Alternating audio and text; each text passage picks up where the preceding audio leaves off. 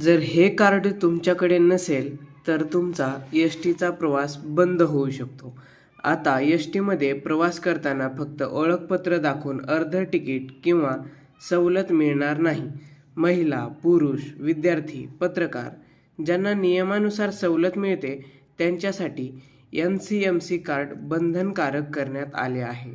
हे कार्ड कोणत्याही S T डेपोमध्ये 199 रुपयाला मिळेल आणि जर तुमच्याकडे जुने स्मार्ट कार्ड असेल तर ते जमा करून 151 रुपयामध्ये तुम्हाला नवीन कार्ड घेता येईल. हे कार्ड डिजिटल वॉलेटसारखं काम करेल. किमान 100 रुपयांचे रिचार्ज करणे आवश्यक आहे. रिचार्ज एस टीच्या अधिकृत वेबसाईटवर, मोबाईल ॲपवर किंवा थेट कंडक्टरकडे करता येईल. एक गोष्ट लक्षात ठेवा, हे कार्ड नसल्यास सवलत मिळणार नाही आणि पूर्ण तिकीट काढावे लागेल.